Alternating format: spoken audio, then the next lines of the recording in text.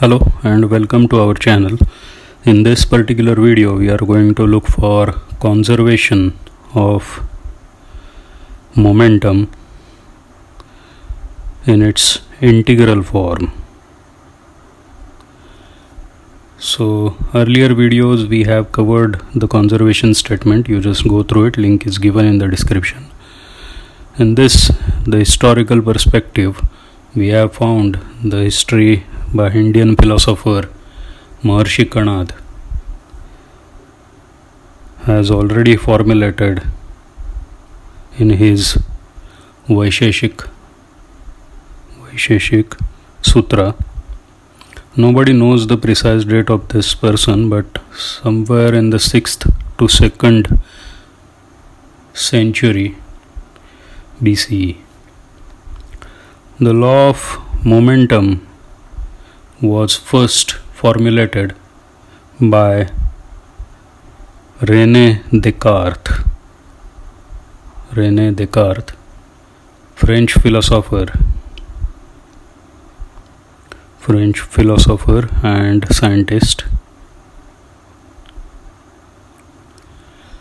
in 1644 in his Principia Philosophiae. Then afterward this law was formulated by, and also known as, Newton's second law of motion by Isaac Newton in his Principia Mathematica, 5th July 1687. English mathematician.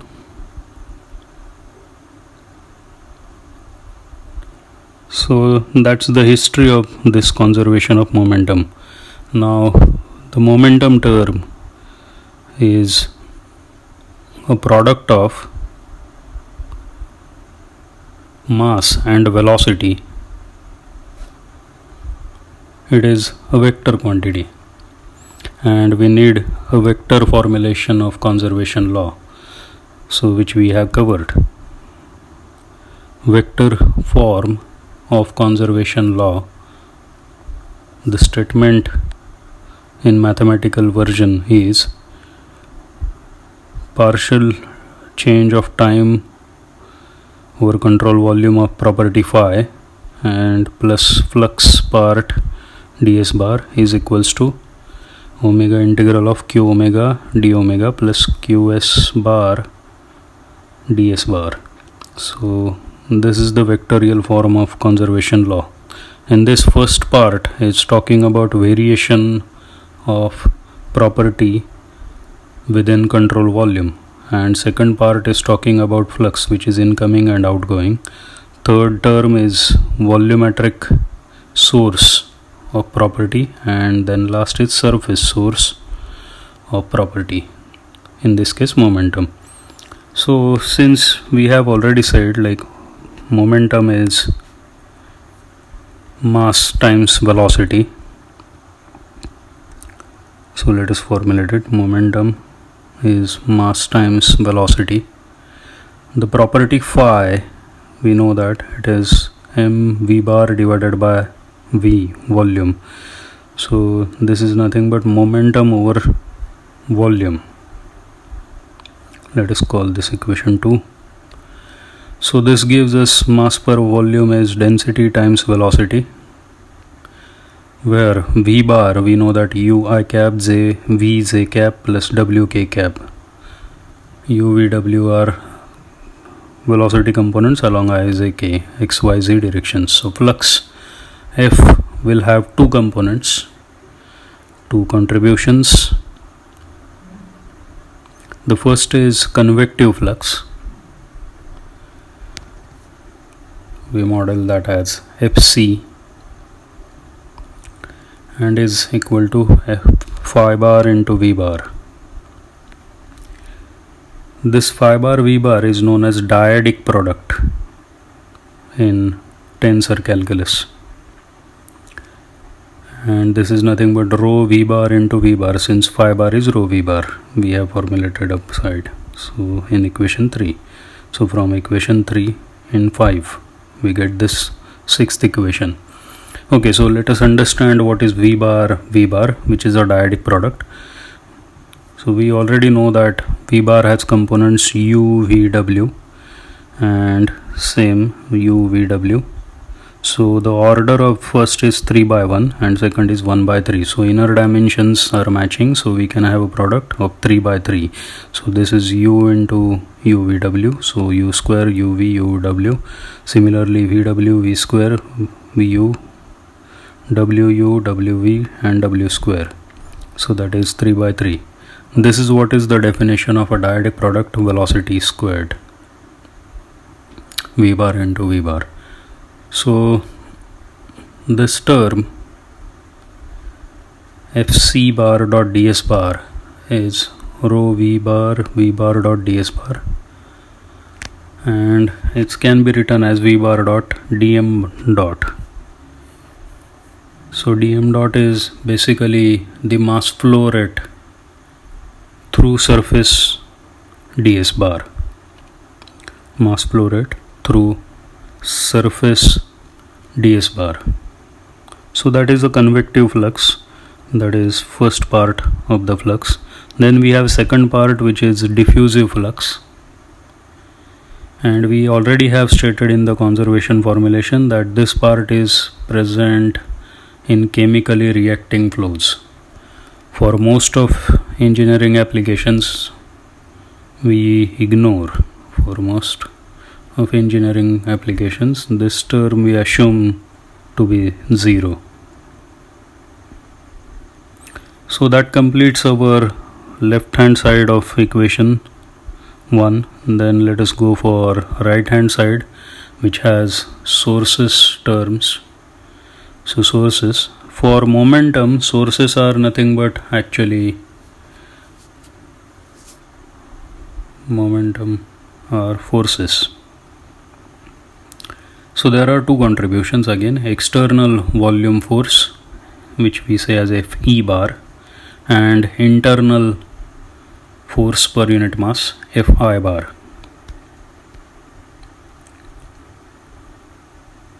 So this Q omega, which is a volumetric source term, is basically nothing but it has sum of external volumetric forces per unit volume, which can be written as rho times Fe bar, and sum of internal forces, which is again rho into Fi bar, internal forces rho into Fi bar. So these two are contributions for Q omega, external and internal. So rho Fi bar, this quantity is dependent on internal deformations, and it has a relation to internal stresses. It generates stresses. So let us try to understand this. So there will be some internal contributions. N cap is normal direction, and there will be two forces which are internal forces. So one will be F bar and negative on the other side. So on the surface we have ds bar, small surface, and Fi is coming through that surface. So that's a contribution from source side. So inside control volume, all the internal forces are balanced, whereas on the surface they are not balanced because of externally unbalanced components, not balanced. So they act as surface sources. Internal forces acting on surface element ds bar depends on position and on orientation. So it has two directions, position and orientation. That's why mathematically this is nothing but tensor. So that is tensor, which has two directions and magnitudes. So sigma double bar. So this combination Fi bar is sigma times n cap, normal vector. So n cap is unit vector normal to surface element. So this is equation number 9. Now this combination of sigma bar, this will have two components virtually. So sigma is written as negative p identity matrix I cap and tau, which is a shear component. So this first component is called as isotropic component of stress, isotropic component, also known as pressure component, compressive in nature. Second component is deviatoric component, also known as viscous shear stress tensor. So let us try to sketch these two terms. So let us consider a circular behavior. So it states that pressure from all sides, all directions, is equal in magnitude, and that's why we have uniform compression of the fluid element or fluid control volume. So that is the isotropic component. Now this deviatoric part brings the shear deformation. So naturally it is non-uniform in nature, and there will be some compressive part and there will be some tensile part.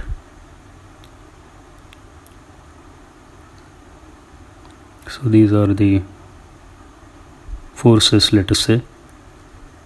So first part, this is compression and this is tension. So this part is non-isotropic or deviatoric.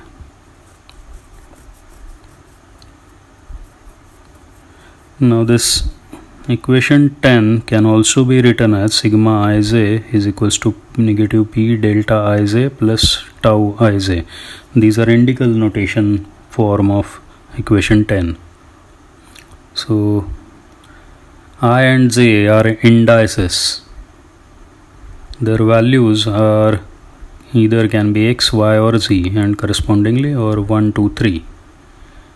So the second term is delta Ij, which is known as Kronecker delta property. Kronecker delta property. This property is named after Leopold Kronecker,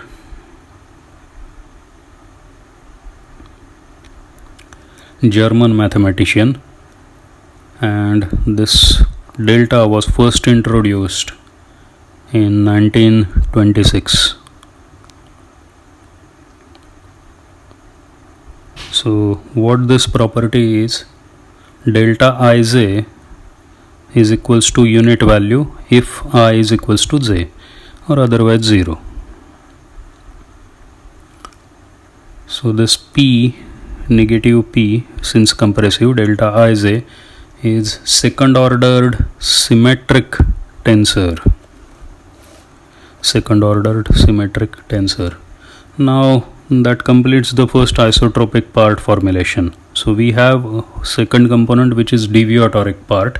So now let us formulate deviatoric part.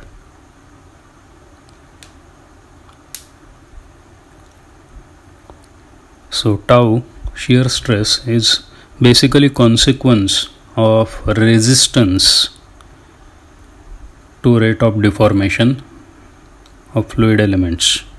We know this, Newton's law of viscosity, deformation fluid element. It is basically resistance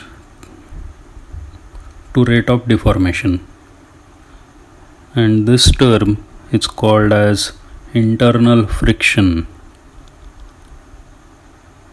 internal friction. So this component, which is internal friction, is responsible for appearance of shearing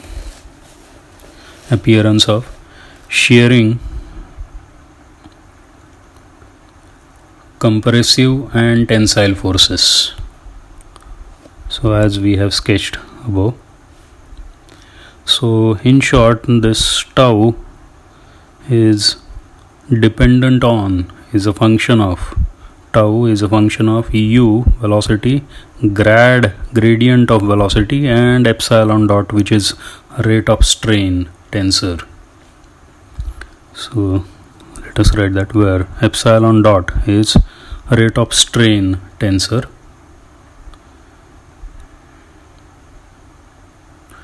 So there are many fluids for which tau depends also on time derivative of this epsilon dot.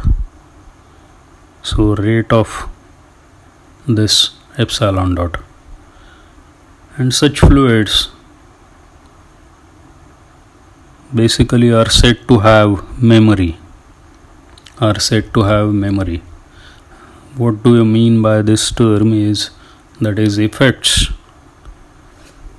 of past events in time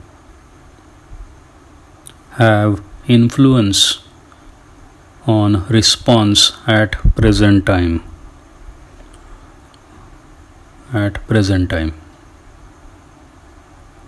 So it's basically a consequence of history. Fluids which do not have memory are classified as Newtonian or Stokesian fluids. So this is basically Stokes' law, and that was the assumption for formulation of deviatoric component. So that brings us discussion of Stokes' postulae.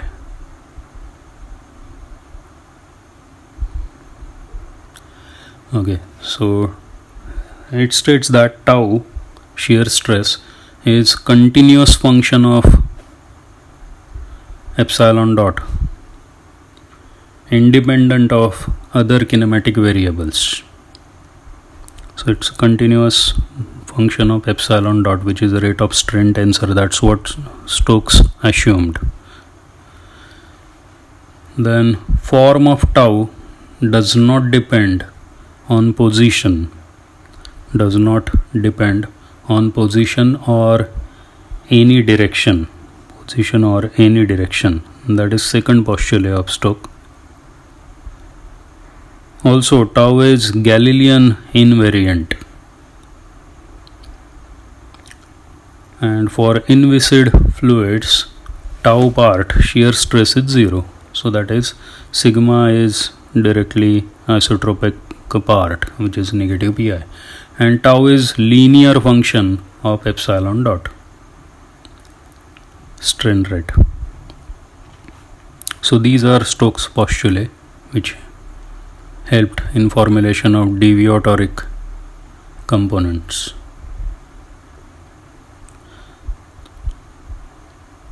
Okay, so we already know that something like for solids, if we consider, sigma stress component is directly proportional to strain component. That was formulation by Robert De Hooch in 1660s. So sigma is equivalent to E times epsilon. E is Young's modulus, we know that, and for fluids sigma is proportional to epsilon dot. So that brings constitutive matrix C, which constitutes the fluids. So tau part in case of fluids is C Ij KL and double dot epsilon dot KL, where what is this C Ij KL is, so let us call this as equation 11, and this is important equation 12, which we need to now formulate. So there are some indices C Ij KL. This is basically fourth ordered tensor, and it is also an isotropic one. we'll come to this. Double dots in that equation 12, actually they signify double dot product. So that's the tensor product. For three-dimensional IJKL, these values will be somewhere XYZ or 1, 2, 3. So C will have 3 components along I, 3 along J, 3 along K, and 3 along L. So that brings 81 components of C, which formulates or constitutes the fluid. The way tau is related to epsilon dot. Epsilon dot KL is basically second ordered symmetric tensor, and we have said that it is strain rate. The indices K and L are called dummy indices, and it's symmetric, so that's why KL, epsilon KL, is epsilon dot LK. So let us call this, okay, in matrices we already know that if matrix is symmetric, so Aij is Aji, so that is elements can be interchanged, and we say A is symmetric. So same is the concept for strain rate matrix or tensor. So this is 13. So substitute this equation 12 in equation 11. So we get sigma Ij is equal to negative P delta Ij, which is Kronecker delta property, plusCijkl into epsilon KL dot. So now this strain rates will have 3 components. From fluid kinematics we need to recollect strain rates. So epsilon dot KL, which will have translation component, it can also have rotation component and deformation component. So the rate of strain epsilon dot KL is 1/2 of, we'll say, duk dxl and dul dxk. So that defines rate of strain from fluid kinematics. Similarly, we also have another concept, which is basically the rotation component omega KL, 1/2 of same components with negative sign, so dvul dxk duk dxl. So this is vorticity.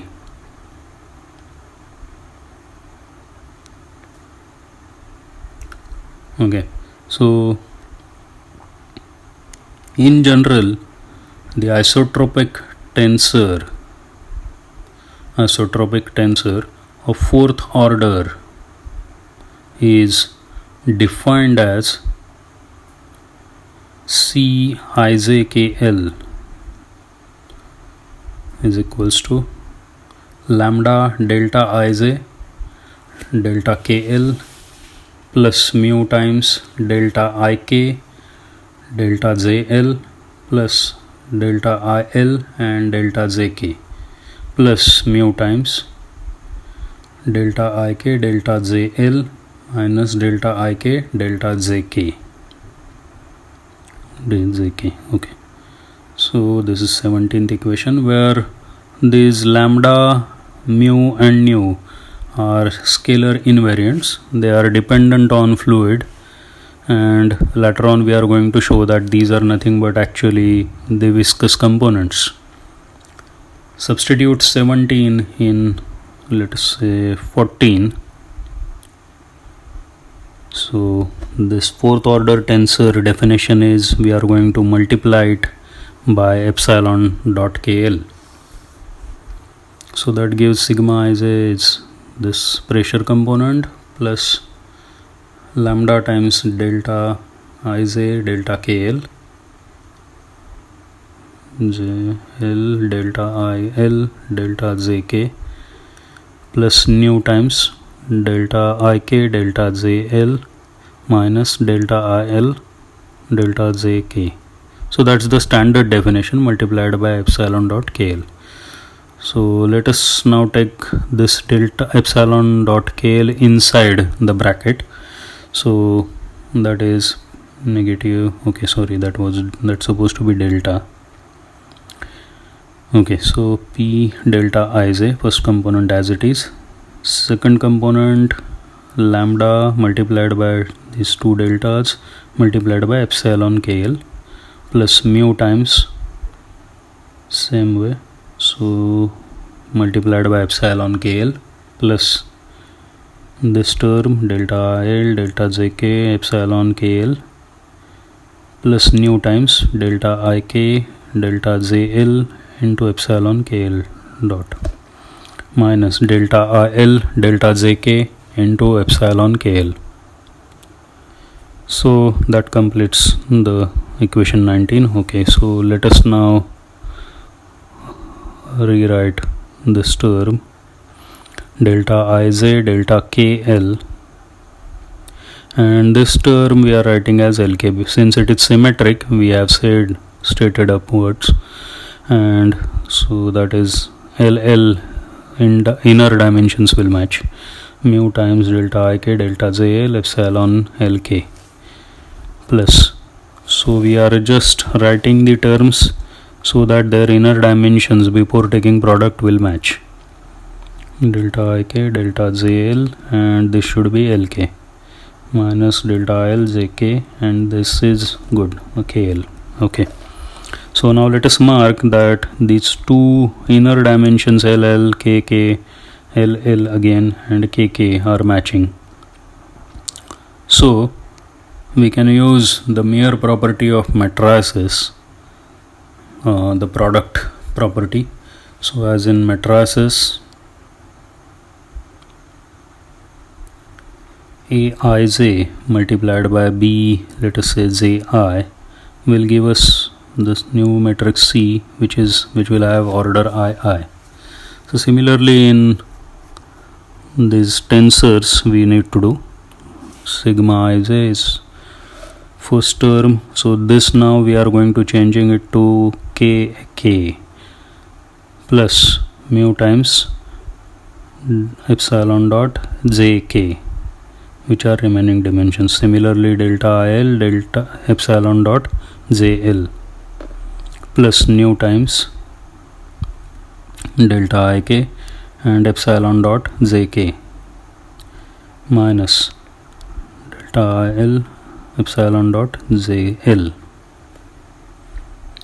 So let us call this as 21. So that is equal to negative P delta Ij plus lambda delta Ij epsilon dot KK as it is plus mu times, now again we need to rearrange this, delta IK and epsilon dot KJ. Okay, plus delta IL epsilon dot LJ plus nu times delta IK and epsilon dot KJ, since again that is symmetric one, so minus delta IL epsilon dot LJ, so that inner dimensions are matching. So let us highlight them, so these will cancel out and remaining dimensions will remain as it is. Okay, so that is sigma Ij is equals to negative P delta Ij plus lambda times delta Ij epsilon KK same plus mu times, now this will become epsilon dot Ij plus epsilon dot again Ij and plus nu times epsilon Ij minus epsilon Ij, so that is 23.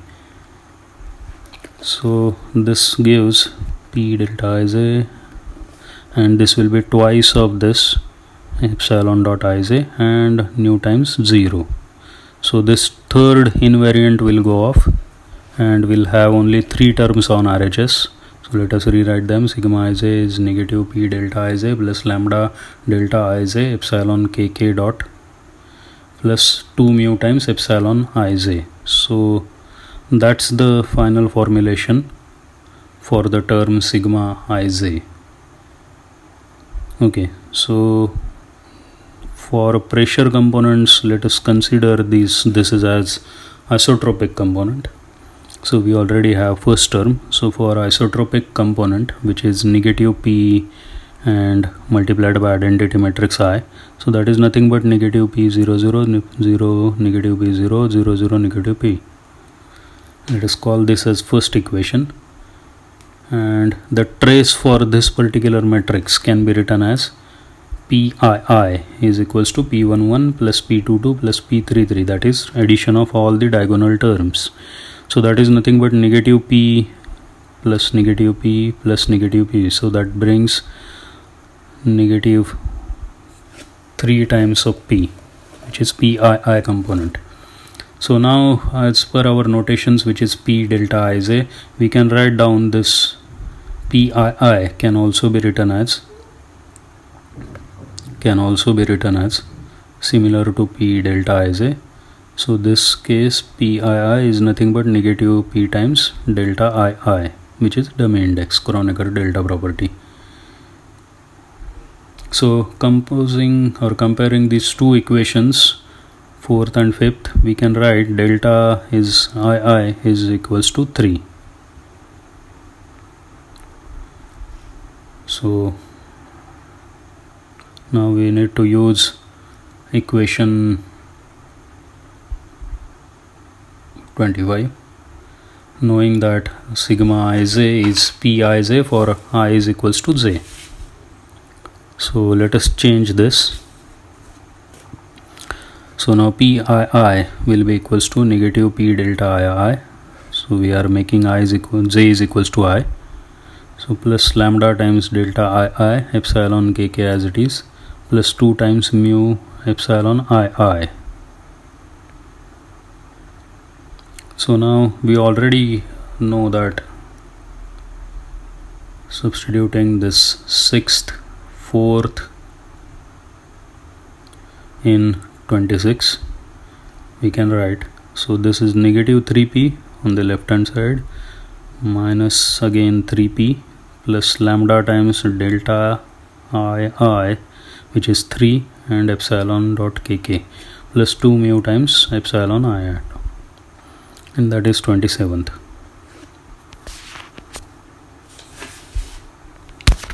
So now this brings 3 lambda epsilon dot kk is equals to minus 2 mu epsilon dot ii, 28 equation. Now this is for homogeneous and isotropic Newtonian fluids. Epsilon dot kk is equals to epsilon dot ii. So suppose we substitute this part, let us say this is equation number 7, and we substitute this 7 in equation 28, we get something called as Stokes relation, which is famous relation 3 lambda plus 2 mu is equals to 0, wherein lambda is second coefficient of viscosity and mu is molecular viscosity, or also known as dynamic viscosity in fluid mechanics. So this equation 29 was first derived or deduced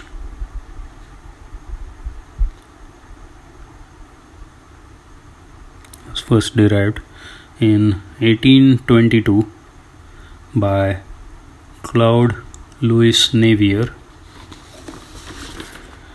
French engineer.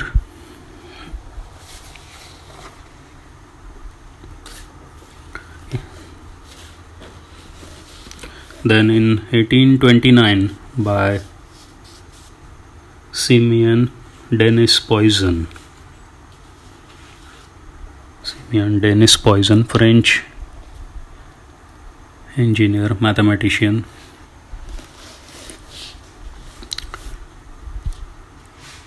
What they did is they deduced this equation 29 with assumptions concerning molecular mechanisms of internal friction. Mechanisms of internal friction. This was also deduced by Admire John Claude Barre de Saint-Venant, French mathematician, before Stokes. So, but unfortunately it is not known by Saint-Venant principle or formula. So in 1845 Sir George Gabriel Stokes deduced, Anglo-Irish physicist, mathematician, he deduced the same relation, and that's why this is known after his name, Stokes relation. But actually that was supposed to be Saint-Venant relation, 3 lambda plus 2 mu, where lambda is second coefficient viscosity and mu is dynamic viscosity. So equation 29 can also be written as mu prime is equals to 3 lambda plus 2 mu, where this mu prime, which is kind of dynamic viscosity, mu prime is called bulk coefficient of viscosity. It's called bulk coefficient of viscosity, and the value of which is 0 for Newtonian fluids. So it is nothing but two viscosities which are dynamic and second coefficient are related. So similar expression we have in solid mechanics, which is we have bulk coefficient there. Equation 29 is strictly valid for monoatomic gases like helium, argon, neon, etc., and is called Stokes relation, as we have stated. So actually that's supposed to be Saint-Venant relation. So substitute these values, that is 29 in, let us say 25, yes 25. So we get sigma Ij is equals to negative P delta Ij plus 2 mu epsilon dot Ij minus 2/3 of mu times delta Ij times epsilon dot kk, which is 31, where this epsilon Ij is given as 1/2 of, as stated in earlier formulation, strain rate xi plus dui dxj. Okay, similarly this epsilon dot kk will be uk divided by xk plus uk divided by xk. Okay, so that is 33. So now these two components are identical, so that is twice of duk dxk. So 1/2 and twice will get cancelled and we have epsilon kk. So actually it is nothing but du dx plus dv dy plus dw dz, which is nothing but gradient of velocity. Okay, so that is, sorry, nothing but divergence of velocity del bar dot v bar, so which was already reduced in conservation of mass. Okay, now let us substitute this equation in 25, yes, of sigma, to get the formulation of sigma Ij. The stress is negative P delta Ij plus 2 mu epsilon Ij dot plus lambda times divergence of velocity times delta Ij. So now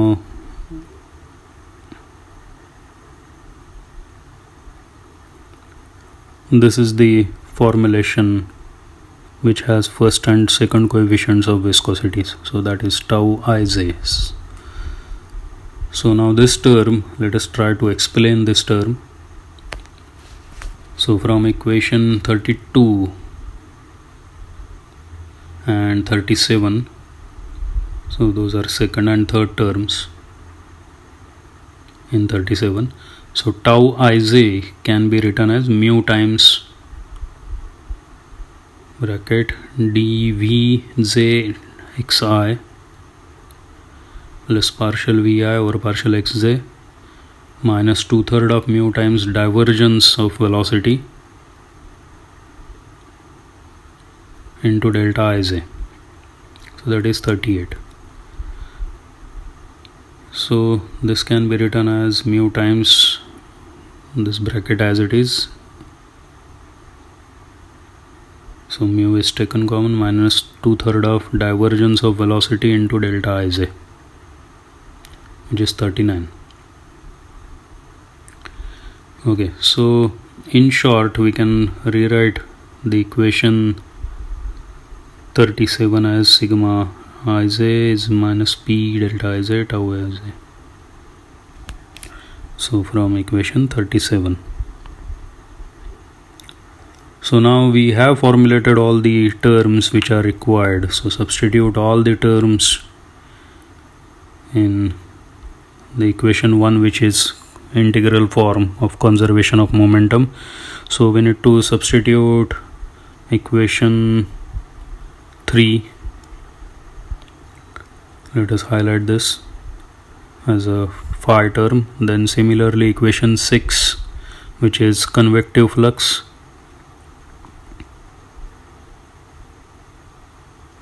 and taken dot producted with surface part. Then we have the sources terms. So substituting 3, 6,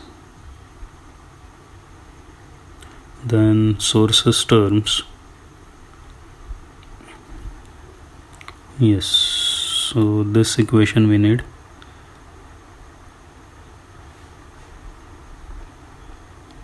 And this rho fe, yes, this part.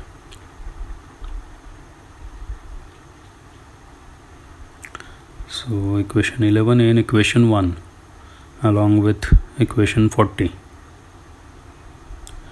So we get this as partial over partial t, then omega integral rho v bar into d omega as a phi, then s dv bar v bar dot f ds bar as convective flux, plus rho fe as a volumetric source, and plus sigma bar ds bar, which is source, surface source. So let us call this as 41. So this, keeping this term as it is and try to substitute for sigma bar, we have rho fe bar d omega plus minus my surface derivative closed surface integral of p bar dot ds bar plus tau ds bar, and this is equation 42, which is final form of conservation of momentum. So we are going to deduce the derivative form from this integral form in the next video, and this is actually our expected equation. Equation 42 is integral form of conservation of momentum. So that's it.